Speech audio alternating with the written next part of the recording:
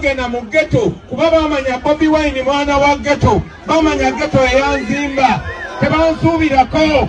Yalowooza nti ba intellectual bonna bakubi abajjewo, nti balooya bakubi abajjewo, baprofesa bakubi abajjewo, laba ghetto weesitula omubanda.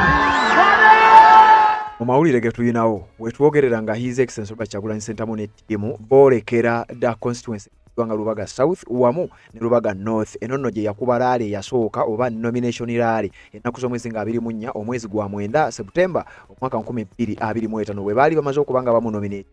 Naliko ne speech gye yakola, wabula eyo speech eyayuguumya kumpi buli kimu mu kibuga Kampala ne mu ggwanga lyonna okutwaliza awamu. Kaakati tuli butoola His Excellency akomyewo mu division emanyiddwa nga Lubaga. Constituency ziri bbiri, Lubaga North ne Lubaga South.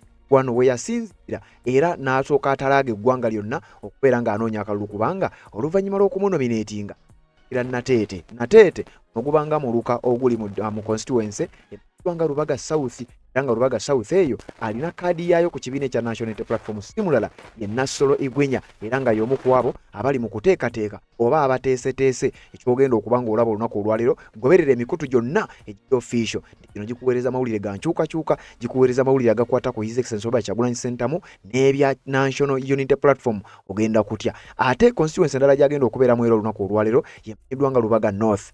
Eyo Lubaga North yekulemberwa oba ekiikirirwa bwe twogerera Abubeka Kawalya yaliyo incumbent, ate era yalina kaadi era flaga bearer mu kalulu ke tugenda mwaka 2026 kakati His Excellency Robert Kyagulanyi Ssentamu nate akomawo mulundi ogwokubiri mu Lubaga.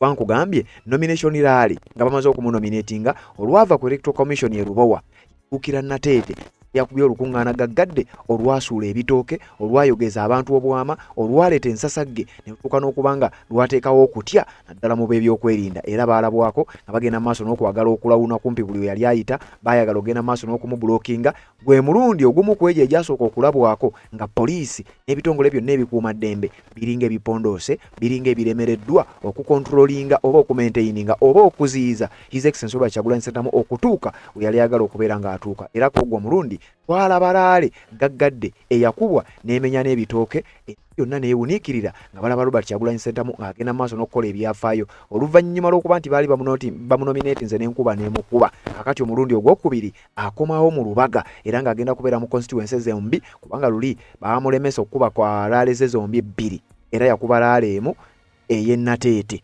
Kakati olunaku olwaleero akomyewo Nateete ennaku z'omwezi akomyewo Lubaga North wamu ne Lubaga South ennaku z'omwezi ziri 15 mwezi gwa Desemba omwaka 2025. Ngenda kuwa ku bubaka omubaka amanyiddwa nga Abubeka Kawalya omu ku bali mugenda maaso n'okuba nga bateekateeka ogenda kubiwulira, wabula kankuweeko ku bigambo bye yayogera lwe yasembayo okulabikirako era mu mboozi eno nkuleetedde ezimu ku speech obeze ebimu ku bitundutundu mu speech gye yawa yali Nateete byonna ngenda bikulaga naye ng'omulamu omukulu olunaku olwaleero tuli Lubaga North ne Lubaga South.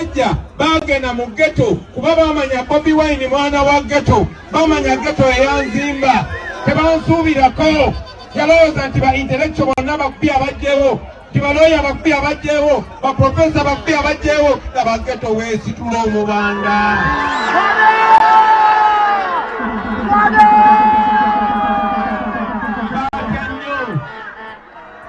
Batira ddala. Era Museveni nakozesa ssente z'omuwomusolo n'agenda n'akwata omusajja omu akagwa ensonyi gwe bayita Christopher Damulira n'amugamba tukoze tutya okwawula Bobi Wine ku baavu banne, tukoze tutya okumwawula ku baana ba ghetto, tukoze tutya okumwawula kw'abo abaamuleeta abakiikirire, tukoze tutya okumwawula kw'abo baayogerera baalwanirira. Baagenda mu ghetto zaffe ne baloonyayo abazzi b'emisango.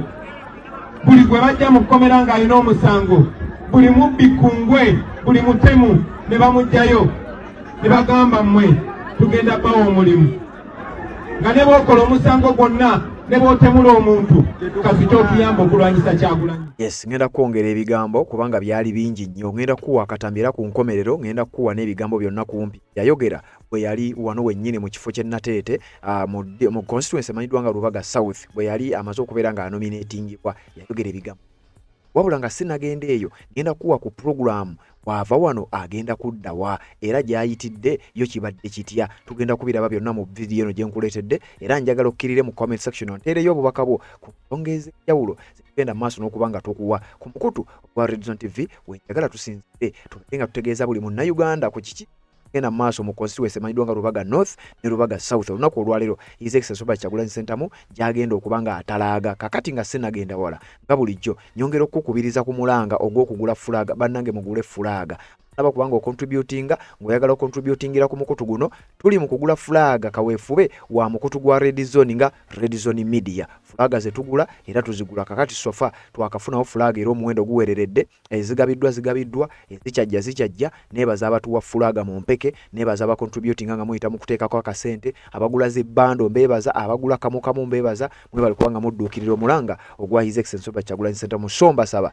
tita ku namba ezo gwayagala ocontributinga ng'oyita ku mukutu guno 0756082795 07769875 zireeta amannya ago osobola n'okutukubira ng'olina fulaga n'otubulira we ziri tujja ne tuba nga tuzikima kaweefube oyo asobola okuba nga adduukirirwa era ensonga za fulaga ate olunaku olwaleero mukimanyi bulungi nnyo President ali mu kibuga Kampala omukutu gwa Red Zone TV webale kubanga okyagoberera na gy'osinzira okubanga gy'otulabira bw'oba tolaba kubanga osubscribe nga kikole tugende nga tutambula ffenna ngenda kukuwa ebyennateete ng'ennaku z'omwezi 24 lwe baamunominatinga ngenda kukuwa ebizze bibeera mu zimu ku district zazze ng'ayitamu era nabyo ogenda kubitegeera ompulire wa ewabadde wakulabikidde obulungi ennyo kati tunaba kusimbula kugenda Lubaga South ne Lubaga North ngenda kukuwaako ne kubimu ku bigambo bye yasembayo okwogera ate era ngenda kukuwa ne programu nga bweyimiridde district ezisigaddeyo president zalina okubeera nga atalaaga zonna ogenda kubeera ng'ozitegeera wabula nga bulijjo tusooka ne tujjawo akalango kano ne katatutataaganya ne tukulukuta awatali nsonga yonna etutataaganya nga z'obufumbo olina omwami naye ng'akutawaanya olina omukyala ng'akutawaanya bajja ne bakwagalako ne bagenda gwe alina ebizibu mu byenfuna nga sente zikuyita mu ngalo wooteeka sente zifa bufi bowola tebazza gwe aloota ng'ogwa mu nnyanja gwe alumizibwa omutwe nga guganja okuwona naawe aloota ng'ebintu bikozesa ensonga z'obufumbo nina ekifo ku mugga awali amayinja wennyambululirako ebisiraani ekikwa ekifiiriza omudibo obutaganja obutaweebwa nzijanjaba abantu ab'enzikiriza zonna nsiŋŋaanibwa njeru ku lw'ejjinja gwanjagala kuba ku nnamba yange eyo naawe ali ewala ennyo yita ku WhatsApp. Yes, kakati nga tukyali mu constituency nga Lubaga South wamu ne Lubaga North abamu kubaayo bali mugenda maaso bali mukeetereekero bakyali mugenda maaso okulaba nga babugiriza bategekera ate bayaniriza omukulembeze w'eggwanga His Excellency Robert Kyagulanyi Ssentamu naye abamu kubateesiteese era abamu kubategese emikolo gino oba enteekateeka zino nga bwe zigenda okuba nga zitambula singa isi tebirinnyamu ddamu okubeera nga etutataaganya Lubaga South waliyo Nasolo Egwenya era nga yalina kaadi ina kya National Unity Platform mukyalo oyo akoze bulungi nnyo ate ng'akyagenda mu maaso n'okukola ebinene Nasolo Egwenya yalina kaadi era yali mu nteekateeka za Lubaga South eyo Lubaga South bwe njogera ku Lubaga South nakunnyonnyodde mulimu emiruka nga Nateete mulimu Busega mulimu Lubaga mulimu Mengo biki byonna ebyo mulimu Najjanankumbi mulimu Ndeeba n'ebitundu ebimu ebisangibwa sayidi eyo kati ate sayidi za Lubaga North eno yewa Abubeka Kawalya ye mubaka aliyo ka incumbent era ekibiina kya National Unity Platform gwe kyaddiza kaadi Lubaga South kaadi bagiwa Nasolo Egwenya wabula nga aliyo nga incumbent Alozias Mukasa kakati omukulu ono amanyiddwa nga Abubeka Kawalya yatandise dde enteekateeka era ng'enteekateeka zino tandika okuzikola gye buvuddeko ng'agamba nti omugenyi gwe neetegekera mu constituency yange mugenyi mukulu nnyo mukulembeze wa ggwanga enteekateeka zeetaaga okumalira ddala akabanga president agenda okutuuka wammanga ebintu bya ddala nga bannayuganda jjukira tuli mu mpaka zaani asinga bwe twogerera Kaseesa alabika yakyakutta akati kati Abubeka Kawalya bambi abaddenga mu kaweefube obw'okulaba ng'oba oliawo amenyawo ezimu ku ezo ezibadde zikutta akati agenda maaso n'okukola enteekateeka. People power, power, NUP, everywhere, NUP, kunga Uganda kunga Kyagulanyi kunga yote kunga Kampala kunga Lubaga kunga Lubaga North kunga Kawalya kunga bana Uganda bana Kampala bana Lubaga North twali omukisa guno okuba kunga olunaku lw'Emmande ennaku z'omwezi nga 15 omwezi guno gwenyini gutulimu ogwa Ntenvu tumanyi ng'ogwa Desemba tugenda kubanga tukyaza omukulembeze waffe pulezidenti wa Uganda ow'ekkumi addako His Excellency Robert Kyagulanyi Ssentamu tumuyina wano mu Lubaga North agenda kubeera ku kisaawe kyaffe tumanyi obulungi kyaba Orthodox wali Namuŋŋoona tumanyi nga Kataka era bannaffe abalubaga South bagenda kumutwala wankulukuku. Twala omukisa guno okwowola bannankyukakyuka mwenna abagaliza Uganda ennungi abakkiririza mu Uganda empya abagala okulaba nga Uganda yaffe etereera eva mu mikono gy'abamusibira mu bbwa kubanga tubeerayo mu bungi naddala Namuŋŋoona. Twala omukisa guno okubasaba abanaamulabako tukeere ku kisaawe mubeerewo. Gategeddeko nti abasajja bano abapoliisi bakola ekisongogola nti balemesa abantu naye bwe tunaakeerawo tebalina bajja kutulemesa. Ngabawulidde nti abamu baba pulezidenti waffe wanaabatambula nga bagenda basalako abantu baffe nga babakwata. Mbadde nsaba abasinga obungi benyigire omulimu gw'okulaba nti tujja ku kisaawe oba ku kisaawe wetubeerawo bangi ekyokukwata abaana kibeera kizibu. Era njagala okwebaza bonna betubadde nabo mu nteekateeka eno. Njagala okutegeeza pulezidenti waffe His Excellency Robert Kyagulanyi Ssentamu enteekateeka erubaga zaawedde dda etulinze lunaku lwokka kubanga tukwaniriza. Era ffe twasalawo nga bannayuganda abasookerwako tukimanyi nti revolutions zonna kukyanga Uganda efuna bwetwaze zitandikira wano mu Lubaga era bannalubaga bali ready okulaba nga bakutwala mu entebe nga tukkiriza n'enzikiriza egamba nti akalulu k'omulundi guno ka protest vote tukanoonyeza tugenda kukalonda tuli ready okukakuuma ate bwe banaakalangirira obubi tusobole okuba nga tukabanja kuba Katonda n'ensi yange Mukama Katonda abakuume.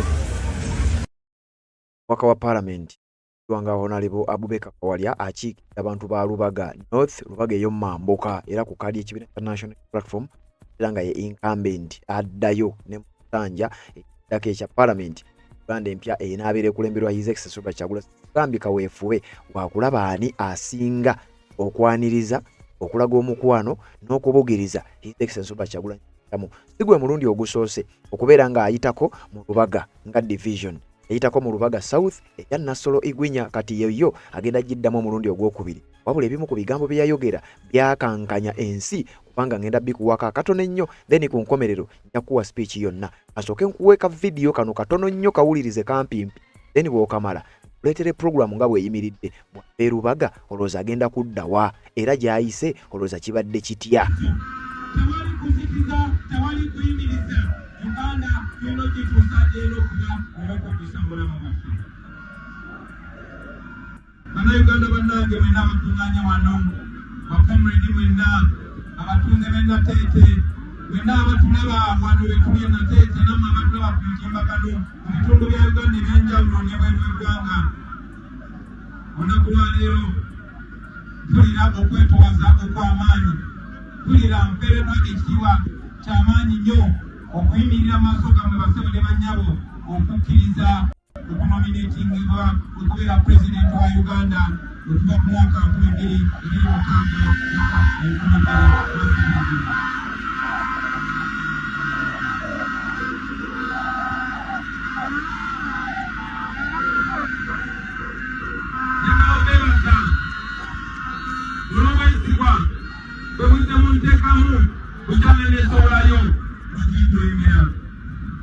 Majja mu bungi nnyo n'abatali b'ekyaddondo ne mutuwagira ekyaddondo. Bwe neesowolayo okubeera pulezidenti wa Uganda mu 2021 mwampagira Pichi ya president ngenda gikumalirayo kansooke nkuweekaako katono nnyo ku nkomerero nja gikuwa owulire byonna bye yayogera era oŋŋambe nti tumusuubira kuddamu ki olunaku olw'enkya bw'anaaba nga atuuse amina olunaku olwaleero bw'anaaba nga atuuse kwense zino bbiri olowooza biki byagenda okuba ng'ayogerako ensonga ez'enjawulo zagenda okuba ng'ayogerako tusuubira abamu ku bakaba Parliament okubeerawo of course naddala ab'omu kibuga Kampala Leader of Opposition Yoweri Ssennyonyi Kampala n'emiriraano ababaka abamu balina okuba nga babeerawo kakati njagala kuwa ku programu eno entambula etya President gy'azayitira ne bamulaga omukwano badde kitya era gwe olowooza genda mu comment section onteeremu owulire gye ŋŋenda okukusomera olowooza wa district egadde gy'olowooza nti egenda kusinga ginnaayo njagala bikuwa byonna nga tutambula nina programu yonna okuviira ddala gye byatandikira okutuuka gye bigenda okukoma page eno yonna ya pages 8 document eno ya pages 8 yafulumizibwa ekitongole ekya Electoral Commission wabula nga bwe nkugambye sigenda kuwaako bya His Excellency Robert Kyagulanyi Ssentamu y'abalala tebinkwatako President azayitirawa waje basinza omulago omukwano era oluva Lubaga agenda kubeera nga ddawa kakati eno bwe tumalayo genda kubanga ate nkutwala mu nsonga endala yonna wabula kye ngenda okuzzaako kwe kubuulira oba kwe kuwa ebigambo His Excellency Robert Kyagulanyi Ssentamu ebimu ku ebyo yazze ng'ayogera naddala ebyo bye yayogera bwe yali Nateeta awo kakati nga sinnakuwa ebyo njagala nsooke nkuwe ku pulogulaamu eno olabe ombuulire pulezidenti gy'agenda disitulikiti zonna nga bw'agenda zitambula nzirina wano okuva gye yatandikira paka gy'alina okuba ng'awunzikira wabula njagala nzikusomere emu ku emu kitayitira nga bw'ombuulira bwe nkusomera bw'ombuulira olowooza eriwo esinze era kigenda kubeera kitya kati wuliriza oluvannyuma lw'ennaku z'omwezi nga 24 nomination rally yagikuba Nateete mu kisaawe era Nateeta awo yasiguukulula ebitooke kankanya ensi yateeka abantu ku bunkenke kubanga yali y'amaanyi nnyo ebambika n'abasajja baalabwako nga bali mu kutya bangi baakwatibwa wabula nga kigambibwa okuba nti kaali kakodyo kwagala kusiga kutya bantu nga tebakyayagala kujja kulaaleze wabula kigambibwa baagaana okutya era baasigala bagenda mu maaso n'okumugoberera laaleze baasigala bagenda mu maaso n'okuba nga baziriko era paka n'olunaku olwaleero bakyagenda mu maaso n'okugoberera His Excellency Robert Kyagulanyi Ssentamu kakati wuliriza kiri kitya disitulikiti eyasinga wuliriza oluvannyuma lwa nomination rally Nateete baamuwamu ennaku 5 awummulemu era nga 29 omwezi ogw'omwenda yatandikira eyo nno yalonkingira ne manifesto ennaku z'omwezi 3 yagenda Buyende ne Kamuli eyo n'akuba abaayo mujjukira ebyaliyo kalumu ogw'e10 yagenda Kaliro ne Luuka ennaku z'omwezi 2 omwezi ogw'e10 yagenda Bugweri ne Namutumba ennaku z'omwezi nga 3 omwezi ogw'e10 yali alina okubeera Mayuge ne Yiganga wabula Yiganga baamulemesa n'atatuuka Yiganga wabula Yiganga n'agiddamu omulundi ogw'okubiri ennaku z'omwezi nga 4 omwezi ogw'e10 His Excellency Robert Kyagulanyi Ssentamu yagenda Namayingo bw'atyo n'agenda ne Bugweri zaali nga 4 wa 10 njagala ogende nga buli gye nkusomera ompandiikira nti eno yasinga wano yakikuba nnyo wuliriza ka 5 yawummula ka 6 n'abalaale eyasiguukulula abawanvu n'abampi eyali Emitiyana kati ffe bannamityana kwolwo ne tuli empanga zaali nga 6 omwezi gwa 10 2025 ennaku z'omwezi nga 7 omwezi ogw'e10 yakkirira Kasanda bw'atyo ne Mubende ebyali Mubende mubijja nga 8 omwezi ogw'e10 yagenda Ekyankwanzi genda n'Ekiboga ebyaliyo mu bijjukira Nabbanja alyoka aleeta helikopita mu kisaawe venue Robert Kyagulanyi Ssentamu kwe yali alina okwogerera nga 9 omwezi ogw'e10 yagenda Nakaseke ewa Luttamaguzi yaliyo nkakasa mu bijjukira speech gye yawa eyasiguukulula ebitooke nga 10 omwezi ogw'e10 yali Nakasongola era Nakasongola mu bijjukira ebyaliyo then nga 11 yawummulamu 12 n'awummulamu nga 13 n'agenda Butebo n'agenda n'Ebudaka nga 14 n'agenda Kibuku agenda n'Ebutalejja nga 15 yabeera Manafa ne Namisindwa nga 16 yabeera Tororo mujjukira ekyali Tororo ekyayuguumya ensi abantu ne bakwatane ku mutwe nga 17 yali Busia abantu balyoke bamulindirire ku hotelu kwe yali asuze ensi yonna eyuguume 18 yawummulamu ne 19 n'awummulamu then ng'ennaku z'omwezi 20 omwezi ogw'e10 yagendako Ekibaale Kagadi jjukira ebyaliyo nga 21 ogw'e10 yagenda Kakumiro n'Ekikuube enondoza yeewali helikopita ya Nabbanja Kubiro n'Ekikuube yali sayidi eyo baseerabidde nga 22 omwezi ogw'e10 yagenda Hoima n'agenda ne Hoima yawulo eyo mu mafuta ojjukira ebyaliyo nga 23 ogw'e10 yagenda Buliisa ne Masindi 24 Kiryandongo ne Apak mu bijjukira 25 tuli mu mwezi gwa 10 Kwanya ne Kole 26 n'awummulamu then nga 27 n'agenda Lira ne Lira City 28 n'agenda Alibutonge ne Otuke 29 n'agenda Abim Kotido ka 3 n'agenda Kabongo Karenga 31 olwono tunzisa omwezi ogw'e10 n'agenda Ekitigumu era Mwo omwezi ogw'e11 omwezi ogwo oguwedde yaliko era Agago ne Padere nga 2 awummula then nga 3 n'agenda Ebutalejja ne Gomba Butambala ne Gomba mujjukira bulungi nnyo ekyali Egomba ekyali Butambala nga 4 n'agenda Sembabule ne Lyantonde nga 5 Kazo ne Kiruhula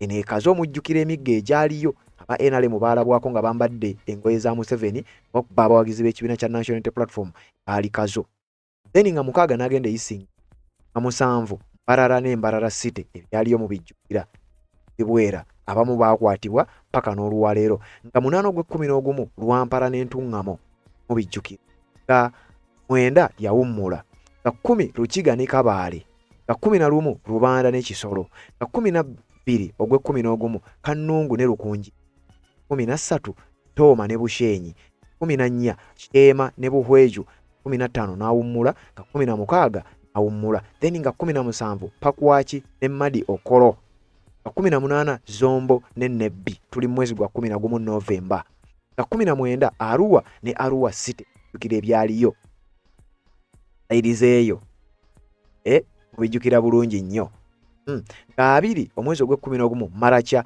ne Terego nga 21 Koboko ne Yumbe nga 22 Obongi ne Moyo kati nowuliriza nga 24 omwezi ogwa Novemba yajje Kawempe South bwatyo ne Kawempe North ebyaliyo mu bijjukira nga 25 n'agenda e Mukono nga 26 n'agenda e Buyikwe 27 n'agenda e Kayunga eyo nno wali yanzu wansasagge nayo nga 28 n'addayo Ejjinja mu Jjinja City nga 29 n'agenda mu kibuga Masaka mu olutalo olwali awo ennaku z'omwezi 30 mwezi ogw'E11 olwo tuguwunzika yawummula then nga lumu yatandikira Kira municipality ekyaddondo nga lumu no ogw'E10 nga lumu December ono gwe tulimu nga 2 n'agenda e Luweero mujjukira ebyaliyo nga 3 Amorata Dokolo nga 4 Oyamu Amoro nga 5 Nwoya Amuru nga 6 omwezi ogwa December Gulu City ne Ajumani Kweno Padano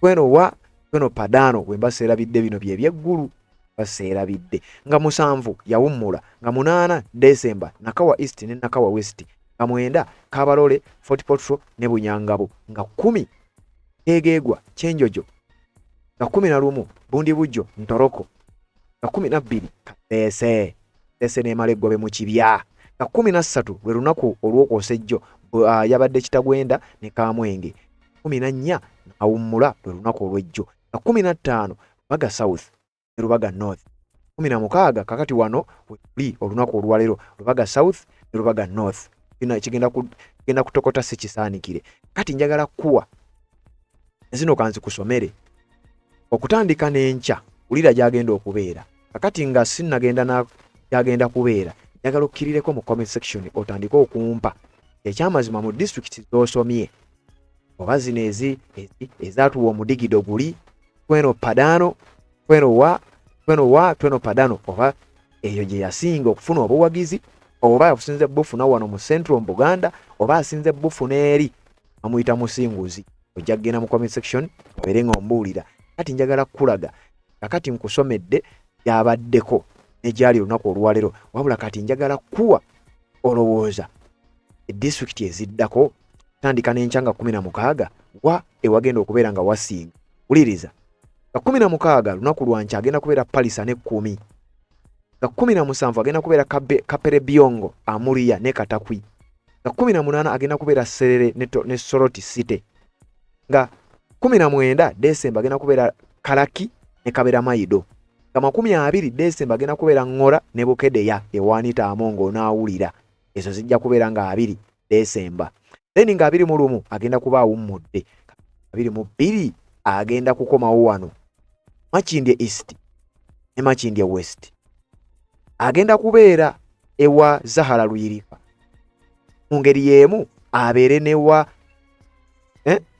Ali Kasire Nganda mulya nnyama nga bw'ali olwaleero ewa Bubeka Kawalya newa Nasolo Egwenya kakati nga 22 agenda kubeera ewa Zahara Luyirika Makindye West abeere newa Kasire Nganda mulya nnyama Makindye East guno naawuli kati enkeera nga 23 mwezi guno gwennyini olwono twolekera Christmas Makindye Ssaabagabo wa David Serukenya enga 23 Entebbe municipality Nabatta 24 enkeera nga Christmas agenda kubeera Kalangala ku bizinga wane Kalangala mpulira ntiddemu Kalangala eyo anyway 25 ojja kuba Christmas kujja kuba kuwummula omusajja tagenda wummula ku boxingidde agenda kuwummula mu Christmas yokka ku boxingidde program wane endaga agenda kubeera Buvuma ebizinga bino ulire ebizinga bino nga 27 agenda kukoma wano abeere empigi saidi ze yonna awulira, then nga 28 ajja kubaawo mudde. Kati nga 29 olwo tuwunzika 25 agenda genda e Kalungu ne Bukoma Nsimbi. Nga 3 agenda kubeera Ekyotera ne Raakaayi. Nga 31 agenda kubeera Lwengo. Nga 1 agenda kuwummuka. Olwo tuyingidde 26 Ensasagge. Nga 2 agenda kubeera Mbaale ne Mbaale City. Onaawulira abaana b'Embaale mwetegeke mwe muggulawo omwaka ne pulezidenti waffe. Nga 3 agenda kubeera Buluda ne Sironko. Nga 4 agenda kubeera Bukwo ne Kapukyolwa. Nga 5 agenda kubeera Kweni ne Bulambuli. Nga 6 agenda kubeera Nakapiripiti ne Nabiratuk. Nga 7 agenda kubeera Amodati ne Moroto. Programu gye nnina eraga nti nga 8 agenda kubeera Napak. Nga 9 agenda kubeera Busiro North ne Busiro South. Nga 10 Kampala Central ewa David Lewis Rubongoya. Nga 11 ajja kubaawo Modde. Nga 12 bwe wanaaba tewaliwo kikyuse Eraale egenda okusembayo agenda kubeera Busiro East ewa Mathias Walukagga, kubanga ekibiina baatugambye nti Mathias Walukagga gwe tukyamanyi era yalina kkaadi y'ekibiina kya NUP tebabalimba n'abalala. Kakati bwenange bwentyo bwe ŋŋamba bwentyo nti kakati ennaku z'omwezi ezo nga 12 Laale esembayo ajja kuyitira Busiro East ewa Mathias Walukagga agende ewa Zambali Blasio Mukasa Nansana Municipality. Bwatyo akuba olukuŋŋaana olunaaba lusembayo. Simanyi naaba tuli ku mbeera ky'obudde obwo naye nga lwe lujja okuba olukuŋŋaana olusembayo okusinziira ku programu gye nnina wano. Kati njagala ogende mu comment section ombuulire bitundu gye yasooka wogamba nti we wasinze sofa mu bitundu gyagenda okugenda okutandika n'olwalero Lubaga South ne Lubaga North. Kugenda mu comment section ombuulire olowooza kigenda kutambula kitya. Omukutu gwa Red Zone TV Sebambulidde Patrick Nzemberawo kubeera nga nkuweereza kutuusako updates nga bwe zijja. Nkugambye President guno mulundi gwakubiri ng'aliko mu Lubaga mu campaign zino, kubanga yaliko Nateete ku campaign ku nomination Laale gye yakuba nga yakamala okubeera ng'ate bw'atyo agenda maaso n'okubanga anominatingibwa. Era eyo Laale yasuula ebitooke, yaleeta ensasagge. Bannayuganda bangi yaboogeza obwama. Kakati njagala kukulaga ebimu ku bigambo bye yayogera bwe yali Nateete. Ebigambo ebyo nga ne wetwogera olunaku olwalero bikyali mu matu ag'Abannayuganda. Biwulirize bulungi nnyo, akatambi si kawanvu nnyo. Biwulirize then nzije tubeere nga tweyongerayo. Wulira we tuli Nateete namwe abatulaba ku mutimbagano mu bitundu bya Uganda eby'enjawulo n'ebweru w'eggwanga. Olunaku lwaleero mpulira okwetowaza okw'amaanyi. Mpulira mpeereddwa ekitiibwa ky'amaanyi nnyo okuyimirira maaso gammwe basebo ne bannyabo okukkiriza okunominatingibwa okubeera pulezidenti wa Uganda okuva ku mwaka 2026 paka 2031.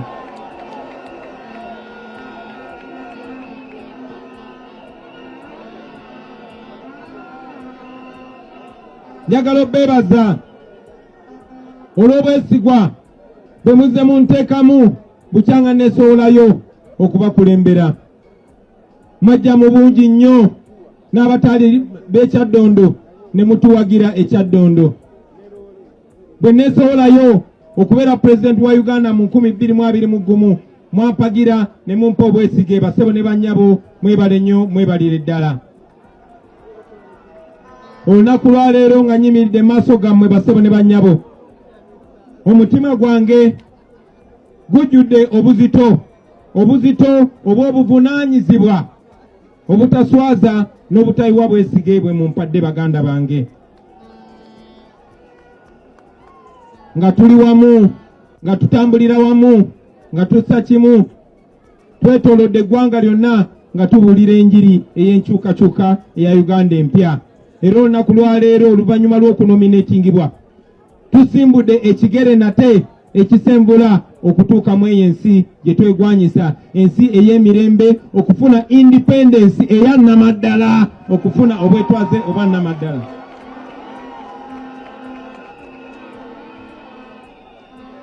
Baganda bange bali wano okuva mu mwaka gwa 1962 emyaka egisukka mu 6 egiyise, buli nkyukakyuka y'obukulembeze mu Uganda ebadde bulubanya omusaayi gw'Abannayuganda.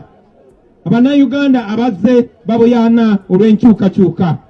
Omusaayi ogwo nga bannayuganda baguyiwa nga beewaddeyo kubanga abakulembeze ababadde nga babakulembera babadde babasuubiza okununulwa naye ng'oluvannyuma lwa byonna babawaamu okunyigirizibwa okumala emyaka emiwanvu ennyo emyaka 40 omusajja omu yekka bw'ati ne famire ye ne kagulupu k'abantu abatono banyigiriza ensi yaffe era nga bagifugira ku mudumu gwa mmundu babbye buli kyabugagga ekiri mu ggwanga muno okubira ddala ku golodi ow'ekasanda ne mubende paka kuwekalamojja okuva ku mafuta paka ku bitundu byaffe eby'omubiri ne babba n'ebiwowoolo ne babba n'ebiseera byaffe eby'omu maaso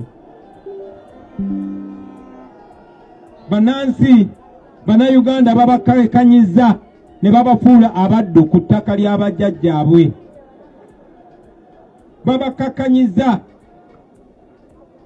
obwavu bwabwe ne babufuula ekyokulwanyisa ekyokubakuumira mu mbeera eyo basobole okubakozesa nga bwe baagala naye ate baganda bange Uganda si njavu Uganda tebangako njavu Uganda nsingagga nnyo Uganda nsingagga ettaka lya Uganda ly'ettaka ezisinga obugimu wano mu Africa abantu ba Uganda bakozi abantu ba Uganda basuubuzi abantu ba Uganda bayiiya tuli bagagga nnyo mu zitalanta tuli bagagga nnyo mu bitone baganda bange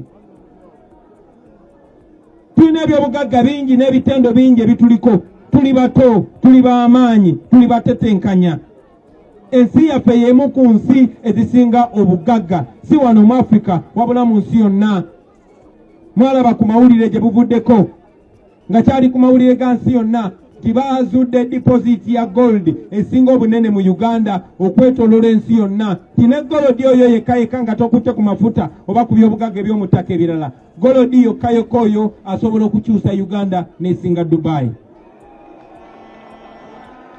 n'olw'ensonga eyo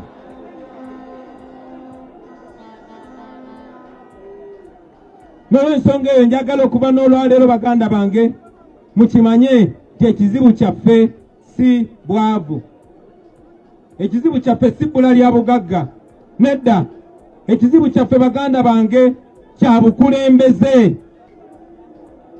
ekizibu kyaffe tulina obukulembeze obubi twetaaga obukulembeze obuweereza abantu so si kubanyigiriza twetaaga obukulembeze obugenda okusitula abantu so si okubafuula abaddu ku ttaka lyabwe bwebwe obukulembeze bwe tubaleetedde baganda bange mu busiime mu butwale ne mu butuyambe tubuguse ku lwaffe ne ku lw'abaana baffe ne ku lw'abazzukulu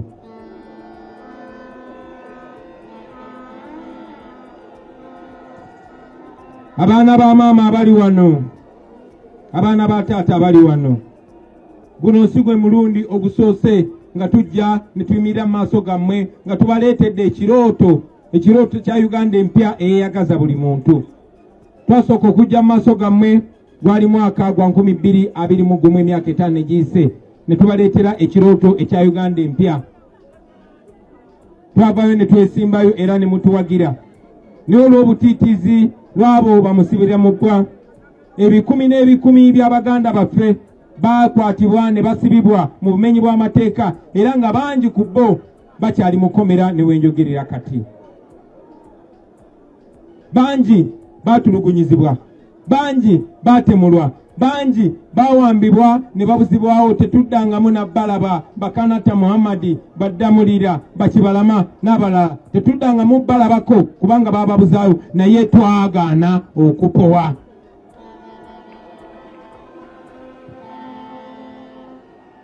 kati mmanyi tibangi abali wano muli mu kwebuuza era bangi babadde batubuuza tinaye kati ki ekituzaayo mu kulonda lwaki tugenda mu eyo risk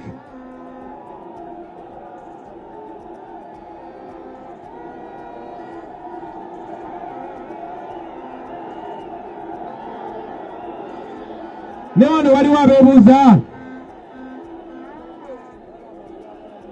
waliwo bangi nnyo baganda bange muyinza okuba abali wano muli bagumu ne tulina baganda baffe bangi nnyo nga tetulina obbawuliriza beebuuza nti lwaki tuddayo mu kulonda bebuuza nti lwaki tugenda mu risiki eya tiyagaasi, ey'amasasi, ey'emiggo, ey'okutulugunyizibwa. Bangi beebuuza lwaki tuddayo. Baganda bange, ansa yammwe yiino wano olunaku lwa leero. Tuddayo tutekinga eno risk. Tweteeka ku risk eno baganda bange, kubanga ate singa tetutekinga eno risk kitegeeza tuwanike. Twesanze nga tulina okulondako kimu, okusigala nga tulwana mu ngeri yonna esoboka oba okuwanika. Naye njagala okubategeeza baana ba maama nti bwe tuwanika ate ekyo kibi nnyo emirundi 10.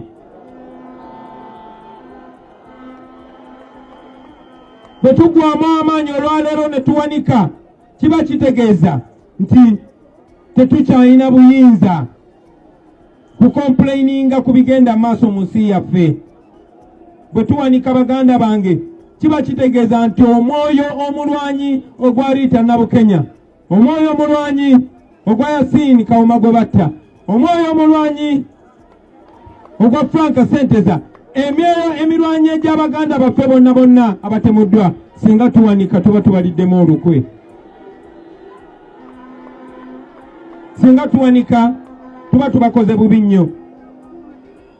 Bwe tuwanika kitegeeza nti bawanguddwa, kitegeeza nti Frank Senteza awanguddwa ate nga tekisoboka. Y'ensonga lwaki tetusobola kuwanika baganda bange. Bwe tuwanika kiba kitegeeza baafiira bwereere. Bwe tuwanika kiba kitegeeza tulidde mu baganda baffe olukwe abakyali mu makomera olunaku lwa leero ku lw'eno struggle. Kitegeeza tuliddemu Edi Mutu olukwe. Kitegeeza Alex Waiswa Mufumbiro tumuliddemu olukwe. Kitegeeza Machete tumuliddemu olukwe ne baganda baffe bangi abali mu makomera, ng'ate baganda baffe abo babalira ku ffe. Baganda baffe abo beesize ffe. Baganda baffe abo olukoba balusibidde ku ffe okusigala nga tubalwanirira ffe abakyalina akalemberembe akatono, naffe tusobole okubajja mu bizibu bye balimu nabo bafune eddembe lyabwe. Y'ensonga lwaki tulina okulwana basebo ne bannyabo. N'olw'ensonga eyo kyonna ekibaawo tulina okusigala nga tukyagenda mu maaso, tulina okusigala nga tulwana, tulina okusigala nga tulemerako. Oli ne bwajja n'akugamba nti kacyansi k'okuwangula kali akatundu kamu ku 10, ako kacyansi tukakozese.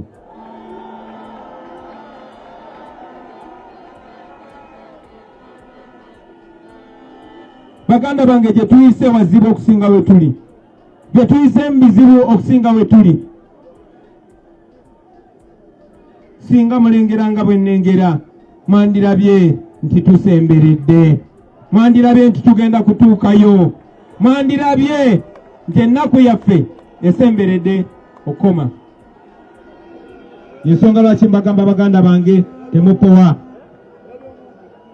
temuzikiza, temusirika. Enkyukakyuka ebindabinda maama, Museveni agenda maama nyabu. Enkyukakyuke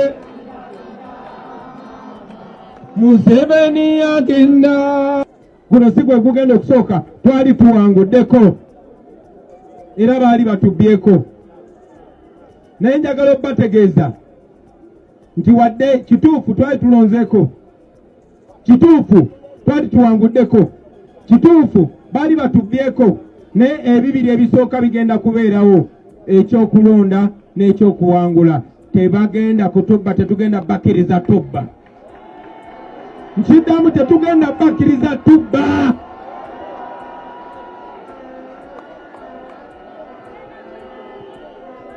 Kano akalulu bannayuganda bwe muba musazeewo, kano akalulu abantu abagala ensi yabwe bwe muba musazeewo, musobola okukafuula ak'enjawulo ne katabanga bino ebya bulijjo. Museveni yafuba nnyo okukibateeka mitwe gy'okwekalakasa kwekasuka amayinja kwokka. Yafuba nnyo okukibateekamu gy'okwekalakasa kwekwokya ebipiira kwokka. Yafuba nnyo kibateekamu gy'okwekalakasa kwekusiba amakubo kwokka. Yesu okwo nakwo okuba kwekalakasa. Era bwe muba munyigirizibwa tewali kyembagaana mu kwekalakasa.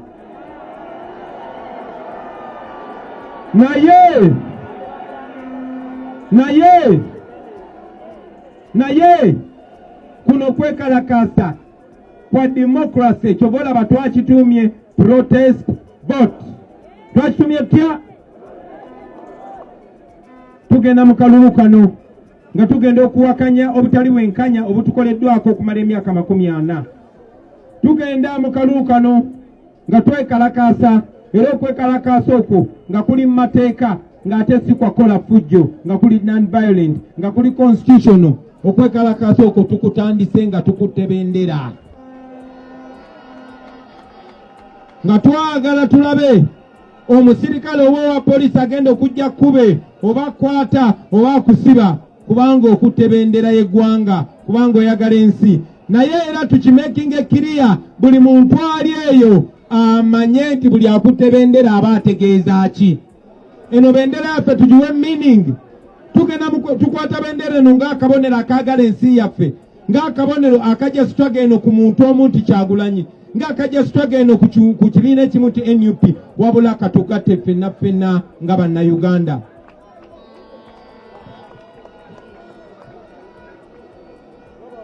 Njagala okubasaba nti kikulu nnyo baganda bange, tulina okukunga baganda baffe ffenna, bannayuganda bonna baveeyo balonde, ate balonde mu namba ennene ennyo, kuba ennamba ennene ennyo ziba nzibu oba tesoka kubbibwa. Nsaba tukole enteekateeka eza buli omu, buli tiimu, buli gurupu, buli famire, buli kyalo. Nabavaayo ne mbagamba gye buvuddeko timuzimbe gaali,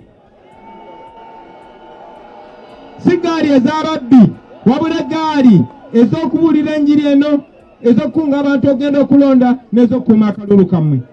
Bannange mukunge bannayuganda, ne temukomaawo, musale entotto, mukole pulaani ez'enjawulo okumekinga sure nti bannayuganda twenunula, ate twenunulamu eno season.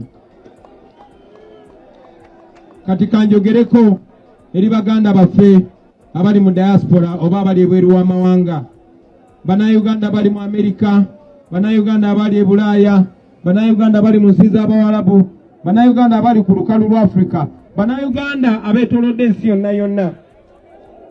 Mwe bannayuganda abakola enkya n'eggulu, era nga mmwe musindika wano mu Uganda, ebibalo biraga nti mmwe bannayuganda, mwe abakola obwa security, mwe bakadaama ne bassekadaama, muweereza mu Uganda $2 billion, muweereza mu Uganda $1,000,000 2,000,000. So bwe tuba bakwogera mazima, gye mmwe ba investor abasinga okuba abanene mu Uganda. Ne tumanyi timunyigirizibwa, tumanyi nti ne gye muwangaalira temulina ddembe, n'ekitiibwa kyammwe kityoboolwa.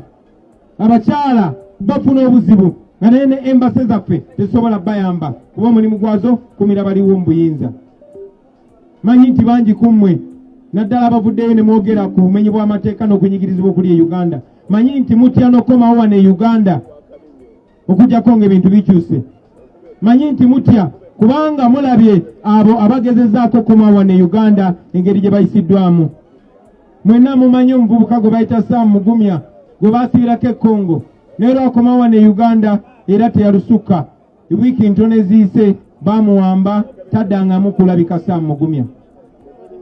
Mwenna mumanyi looya gwe bayita Robert Kayingo Lujja baamuwambira ku kisaawe ky'ennyonyi Entebbe nga yakatonya wano e Uganda, ne baamukuumira mu biyimba byabwe eyo mu basement gye batulugunyiza abantu okumala omwezi mulamba nga tewali amanyi gy'ali.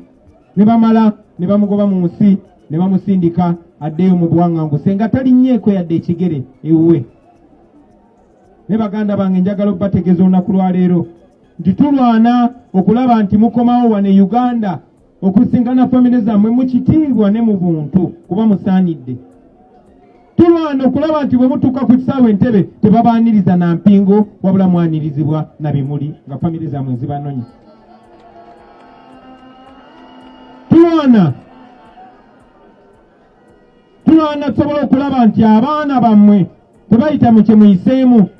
Tulabe nti abaana bammwe lazima bafuna ekyo mu Uganda kyetaabawa. Eyo ensonga lwaki tulwana baganda bange.